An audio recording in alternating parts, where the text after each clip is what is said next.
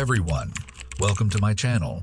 Today we're going to look at another horrific situation with you. The Kahler family case. Can this crime be excused by a nervous disorder? Kansas passed legislation in 1995 declaring that an offender who committed a premeditated crime may not blame his actions on a mental illness that rendered him incapable of distinguishing between right and wrong. This rule was enacted because, when brought to trial, practically every offender attempted to avoid punishment by claiming that he was not in control of his conduct or was unaware of the repercussions due to a mental disease. The head of the once happy and large Kahler family attempted to claim insanity as a defense to avoid accountability for the crimes he caused. However, he was found to be sane.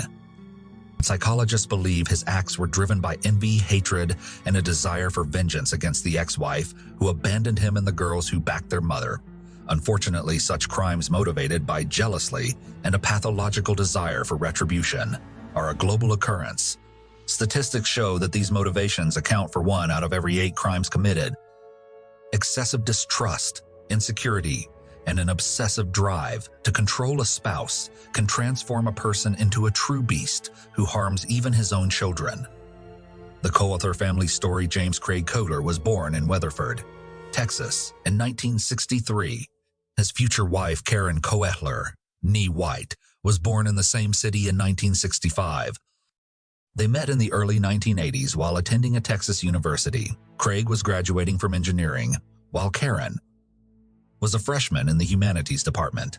They rapidly discovered common ground and developed a romantic relationship. They were young, in love, and seemed like the ideal pair.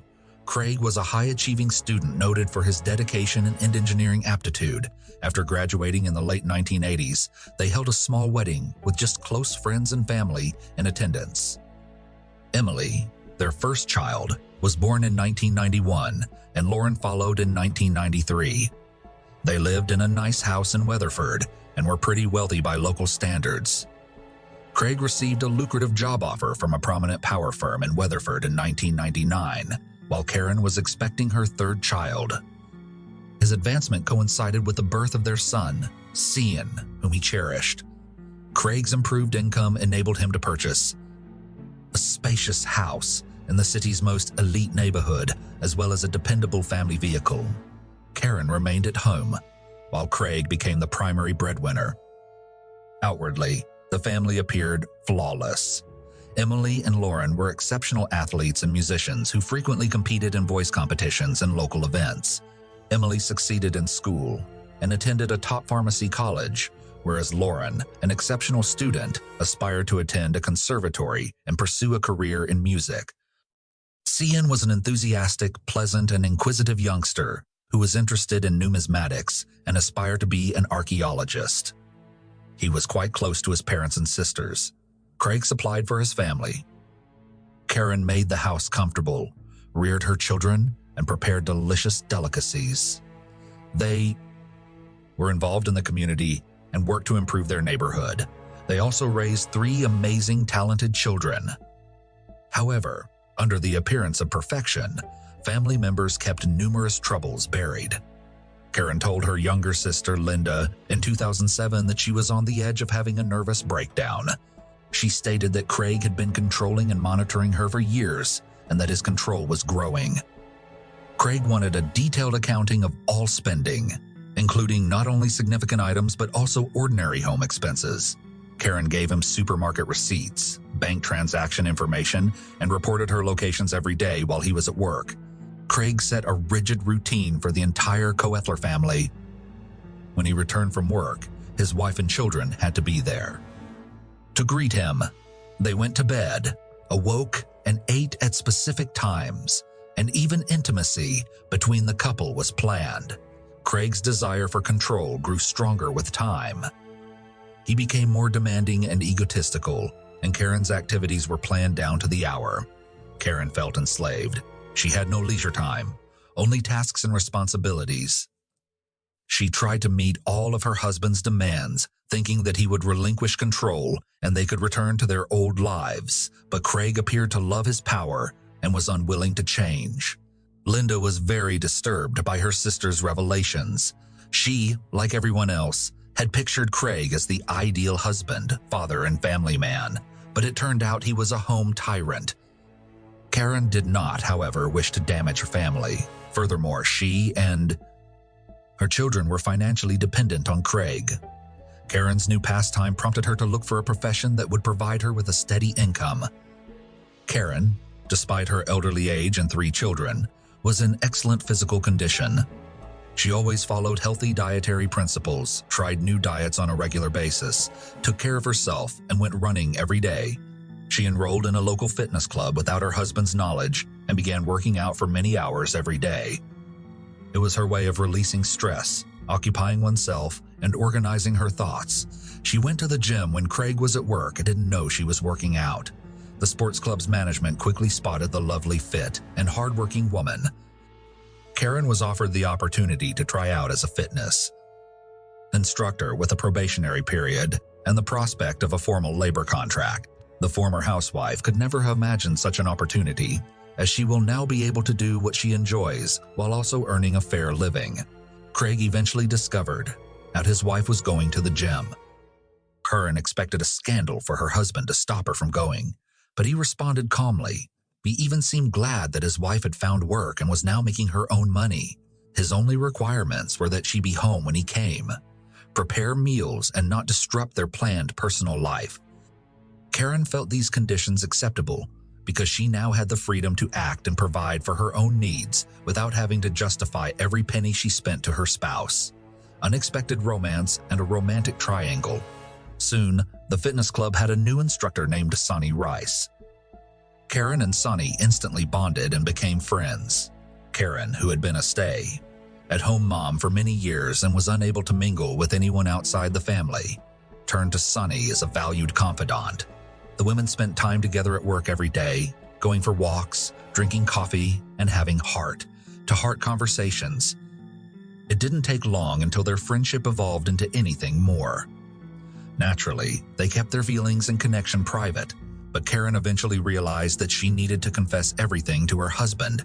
She spent months preparing for this conversation, trying to find the appropriate words, unsure how to begin and what the ramifications would be. She eventually opened up to Craig, although Craig was perplexed by his wife's revelation. He reacted calmly and did not cause a disturbance. However, the next day, Craig indicated that he accepted to his wife's relationship with Sonny, but only if he could join them. Karen was taken aback by her husband's proposal and unsure how to respond. Nonetheless, Craig took the initiative and started dating Sonny by bringing her flowers and modest gifts. He appeared to see this as an opportunity to improve his sexual life and inject passion and new sensations into his marriage to Karen. The women initially consented to his suggestion, but soon learned that Craig saw it as a game of domination.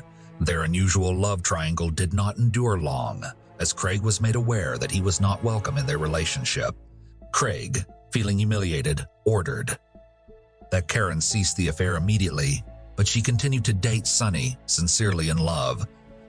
After nearly 2 decades of marriage, Karen appeared to be ready to leave her husband for a new relationship, a move to another state, and secret meetings. After months of controversies, confrontations, and excruciating debate, Craig determined that the best way to save his family was to relocate to another state. He started looking for a new work, sending out resumes, and quickly obtained a position as a water director for a huge corporation in Columbia, Missouri, a city adjacent to Kansas. Craig hoped that his wife's relocation to another state would end her affair with Sonny and restore their family life to normal. The transfer in the summer of 2008 was challenging for the family because the children had to change schools, find new friends, and adjust to life in a new city. Although the family was already well off, Craig's income and new job were nearly double what he made in Weatherford. However, with more duties and hours on the job, Craig mistakenly believed he had permanently cut Sonny out of his wife's life, but he was mistaken. Karen and Sonny maintained regular contact, exchanging calls and texts and meeting in secret. They'd drive to meet midway and spend a few hours in a roadside hotel before heading home. Karen realized her marriage was hopeless. She no longer loved her husband, and divorce was only a matter of time. These secret trysts lasted until December 2008. On New Year's Eve, the Kahler family returned to their hometown to see family and friends. Sonny was also there during the celebration. Karen and Sonny initially kept their interactions low, he exchanging hello. However, as the party went and they became more intoxicated, they appeared to lose sight of social conventions. The couple was inseparable, holding hands and exchanging ardent glances. Some guests even spotted them kissing. Craig was not just angry, he was furious. Karen had insulted and humiliated him in front of dozens of former roommates, colleagues, and co-workers, exposing her affair. Craig caused a disturbance at the party, verbally abusing his wife and Sonny. Craig, outraged, forced Karen to leave the gathering. On the way home, he lost control. He grabbed her by the shoulders and shook her so hard that her clothing ripped. He then smacked her, causing her to stumble and fall, with her head landing hard. Divorce and cruel harassment. The conflict continued after Karen returned home, and a few days later she informed Craig that she was leaving him. She started divorce proceedings and demanded custody of her children. Craig initially apologized, appealing to keep the family together for the sake of the children, and promised to give their marriage another shot. Karen, on the other hand, refused to give up and obtained a divorce. Craig then began calling their shared friends and relatives, pleading with them to speak with Karen and persuade her to stay with him, rather than disband the family. Despite his best attempts, she told him unequivocally that she was leaving for Sonny and was never genuinely content in their marriage. Craig used physical aggression. For the first time since that New Year's Eve party in the early spring of 2009, Karen reported him to police, and he was arrested. However, at the police, he claimed that his wife was upset and that he just held her close to calm her down, resulting in the bruises on her arms. Karen moved away with the children after this incident, without waiting for a legal divorce. Craig was devastated, but he was even more outraged when he found that his daughters had sided with their mother, claiming to have seen her happy for the first time in a long time. He felt this as a betrayal and refused to speak with Emily and Lauren, instead calling Sean and taking him with him on weekends, blatantly neglecting his children. Despite the pending divorce processes, Craig remained hopeful that his wife would alter her mind. He was envious, tried to dominate her, and followed her about.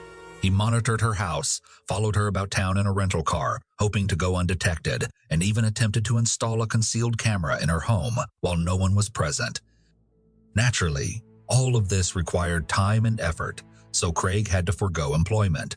He first went on vacation, then pretended to be unwell, and then began skipping work without explanation.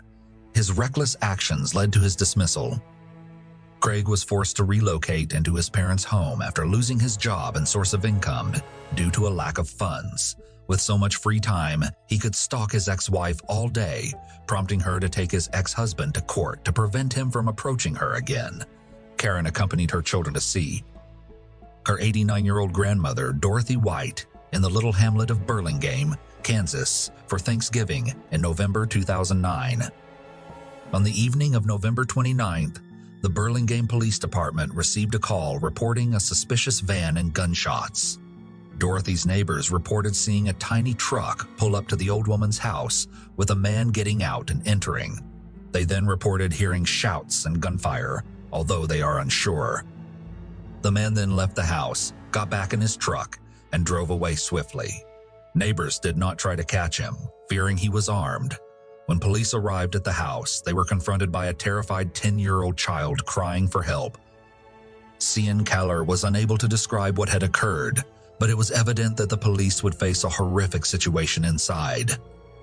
They discovered the 89-year-old homeowner lying in a pool of blood, unexpectedly alive despite having 2 gunshot wounds.